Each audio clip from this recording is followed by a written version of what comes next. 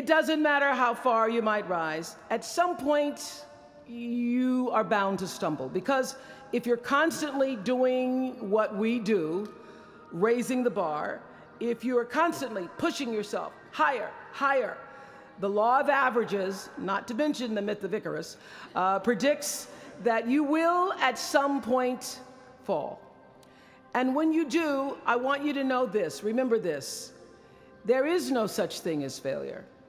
Failure is just life trying to move us in another direction. Now, when you're down there in the hole, it looks like failure. So this past year, I had to spoon feed those words to myself. And when you're down in the hole, when that moment comes, it's really okay to feel bad for a little while. Give yourself time to mourn what you think you may have lost. But then, here's the key: learn from every mistake, because every experience, encounter, and particularly your mistakes, are there to teach you and force you into being more of who you are. And then figure out what is the next right move. And the key to life is to develop an internal, moral, emotional GPS that can tell you which way to go. Because now and forevermore, when you Google yourself, your search results will read Harvard 2013. And in a very competitive world, that really is a calling card, because I can tell you, as one who employs a lot of people, when I see Harvard, I sit up a little straighter and say, where is he or she? Bring them in. It's an impressive calling card that can lead to even more impressive bullets in the years ahead. Lawyer, senator, CEO, scientists, physicists, winners of Nobel and Pulitzer Prizes, or late-night talk show host. But the challenge of life, I have found, is to build a resume that doesn't simply tell a story about what you want to be, but it's a story about who you want to be. It's a resume that doesn't just tell a story about what you want to accomplish, but why. A story that's not just a collection of titles and positions, but a story that's really about your purpose. Because when you inevitably stumble and find yourself stuck in a hole, that is the story that will get you out. What is your true calling? What is your dharma? What is your purpose? For me, that discovery came in 1994 when I interviewed a little girl who had decided to collect pocket change in order to help other people in need. She raised $1,000 all by herself, and I thought, well, if that little 9-year-old girl with a bucket and a big heart could do that, I wonder what I could do. So I asked for our viewers to take up their own change collection, and in 1 month, just from pennies and nickels and dimes, we raised more than $3 million that we used to send one student from every state in the United States to college. That was the beginning of the Angel Network. And so what I did was I simply asked our viewers, do what you can wherever you are, from wherever you sit in life. Give me your time or your talent, your money if you have it, and they did. Extend yourself in kindness to other human beings wherever you can. And together we built 55 schools in 12 different countries and restored nearly 300 homes that were devastated by Hurricanes Rita and Katrina. So the Angel Network, I've been on the air for a long time, but it was the Angel Network that actually focused my internal GPS. It helped me to decide that I wasn't just gonna be on TV every day, but that the goal of my shows, my interviews, my business, my philanthropy, all of it, whatever ventures I might pursue, would be to make clear that what unites us is ultimately far more redeeming and compelling than anything that separates me. Because what had become clear to me, and I want you to know, it isn't always clear in the beginning, because as I said, I've been on television since I was 19 years old. But around 94, I got really clear. So don't expect the clarity to come all at once, to know your purpose right away. But what became clear to me was that I was here on earth to use television and not be used by it, to use television to illuminate the transcendent power of our better angels. So this angel network, it didn't just change the lives of those who were helped, but the lives of those who also did the helping. It reminded us that no matter who we are, or what we look like, or what we may believe, it is both possible and, more importantly, it becomes powerful to come together in common purpose and common effort. I saw something on the Bill Maher show recently that so reminded me of this point. It was an interview with David and Francine Wheeler. They lost their 7-year-old son, Ben, in the Sandy Hook tragedy. And even though gun safety legislation to strengthen background checks had just been voted down in Congress at the time that they were doing this interview, they talked about how they refused to be discouraged. Francine said this. She said, "Our hearts are broken, but our spirits are not. I'm going to tell them what it's like to find a conversation about change that is love, and I'm going to do that without fighting them." And then her husband David added this: "You simply cannot demonize or vilify someone who doesn't agree with you, because the minute you do that, your discussion is over, and we cannot do that any longer. The problem is too enormous. There has to be some way that this darkness can be banished with light." In our political system and in the media, we often see the reflection of a country that is polarized, that is paralyzed, and is self-interested. And yet, I know you know the truth. We all know that we are better than the cynicism and the pessimism that is regurgitated throughout Washington and the 24-hour cable news cycle. Not my channel, by the way. We understand that the vast majority of people in this country believe in stronger background checks because they realize that we can uphold the Second Amendment and also reduce the violence that is robbing us of our children. They don't have to be incompatible.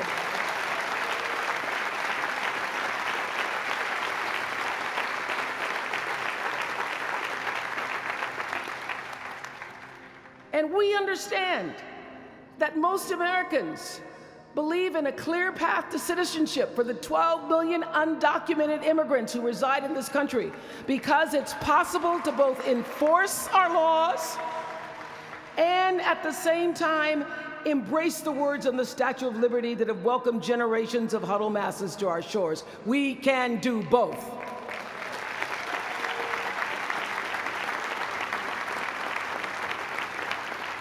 And we understand, I know you do because you went to Harvard, that people from both parties and no party believe that indigent mothers and families should have access to healthy food and a roof over their heads and a strong public education.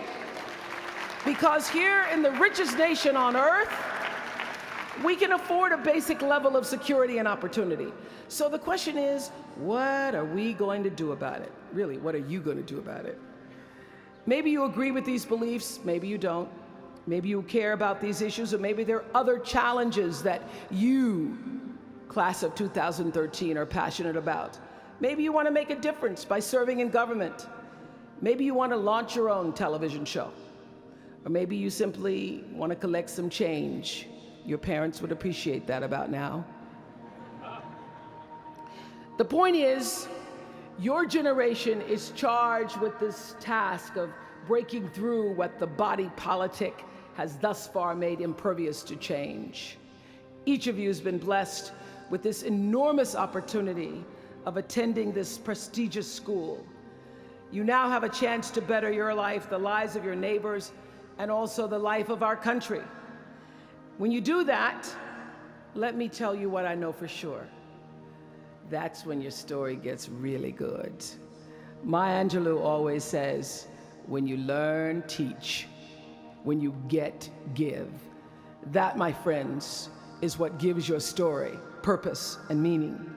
So you all have the power in your own way to develop your own angel network. And in doing so, your class will be armed with more tools of influence and empowerment than any other generation in history. I did it in an analog world. I was blessed with a platform that at its height reached nearly 20 million viewers a day. Now here in a world of Twitter and Facebook and YouTube and Tumblr, you can reach billions in just seconds. You're the generation that rejected predictions about your detachment and your disengagement by showing up to vote in record numbers in 2008. And when the pundits said, they talked about you, they said you'd be too disappointed, you'd be too dejected to repeat that same kind of turnout in the 2012 election, and you proved them wrong by showing up in even greater numbers. That's who you are. This generation, your generation, I know, has developed a finely honed radar for BS. Can you say BS at Harvard? The spin and phoniness and artificial nastiness that saturates so much of our national debate. I know you all understand better than most that real progress requires an authentic way of being, honesty, and above all, empathy. I have to say that the single most important lesson I learned in 25 years talking every single day to people was that there's a common denominator in our human experience. Most of us, I tell you, we don't want to be divided. What we want, the common denominator that I found in every single interview, is we want to be validated. We want to be understood. I've done over 35,000 interviews in my career. And as soon as that camera shuts off, everyone always turns to me and inevitably in their own way asks this question: was that okay? I heard it from President Bush. I heard it from President Obama. I've heard it from heroes and from housewives. I've heard it from victims and perpetrators of crimes. I even heard it from Beyonce and all of her Beyonce-ness. She finishes performing, hands me the microphone and says, "Was that okay?" Friends and family, yours, enemies, strangers, in every argument, in every encounter, every exchange, I will tell you, they all want to know one thing: was that okay? Did you hear me? Do you see me? Did what I say mean anything to you? And even though this is the college where Facebook was born, my hope is that you will try to go out and have more face-to-face conversations with people you may disagree with.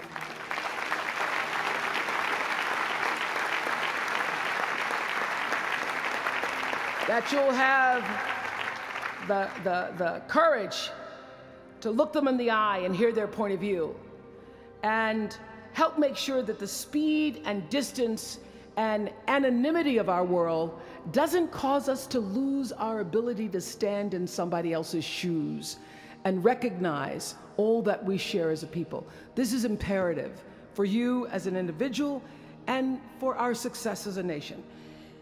There has to be some way that this darkness can be banished with light. Says the man whose little boy was massacred on just an ordinary Friday in December. So whether you call it soul or spirit or higher self, intelligence, there is, I know this, there's a light inside each of you, all of us, that illuminates your very human beingness if you let it. And as a young girl from rural Mississippi, I learned long ago that being myself was much easier than pretending to be Barbara Walters. Although when I first started, because I had Barbara in my head, I would try to sit like Barbara, talk like Barbara, move like Barbara. And then one night I was on the news, reading the news, and I called Canada, Canada. And that was the end of me being Barbara. I cracked myself up on TV, couldn't stop laughing, and my real personality came through. And I figured out, oh gee, I can be a much better Oprah than I could be a pretend Barbara. I know that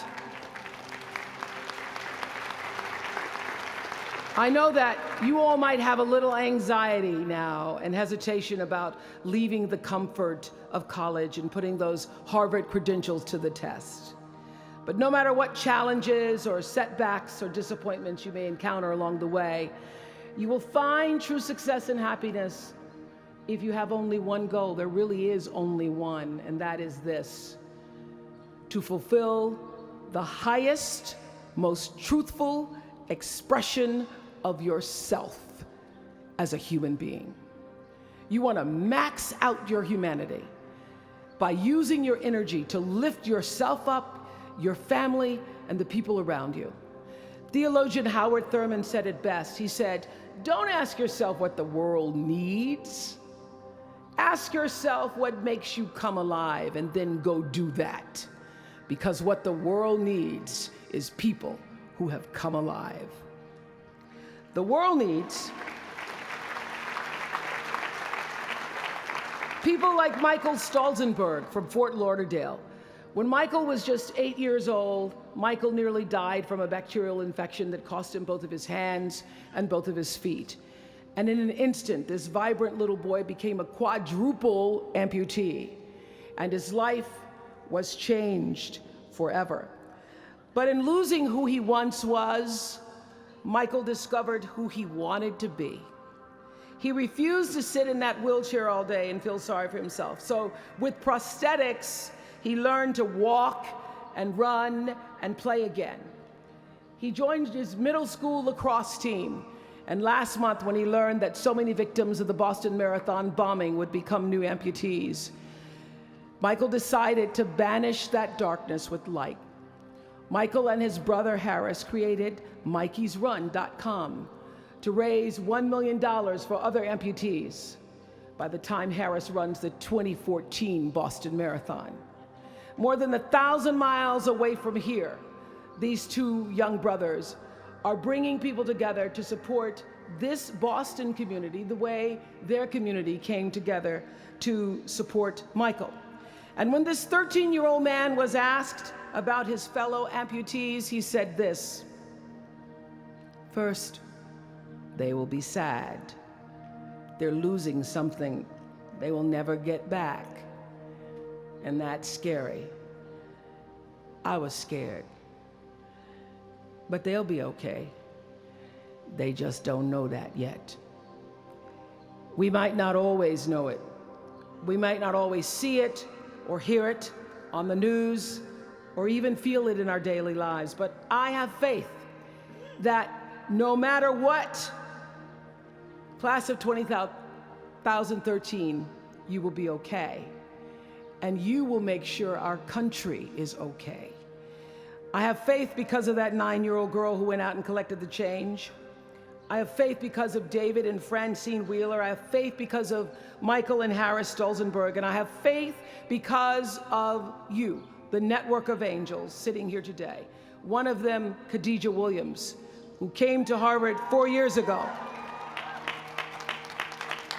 Khadijah had attended 12 schools in 12 years, living out of garbage bags amongst pimps and prostitutes and drug dealers, homeless, going into department stores, Walmart in the morning to bathe herself so that she wouldn't smell in front of her classmates.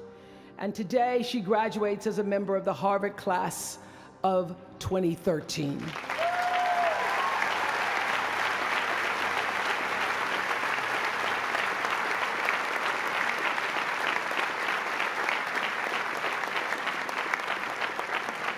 From time to time, you may stumble, fall. You will for sure count on this. No doubt you will have questions and you will have doubts about your path. But I know this, if you're willing to listen, to be guided by that still small voice that is the GPS within yourself, to find out what makes you come alive, you will be more than okay. You will be happy, you will be successful, and you will make a difference in the world.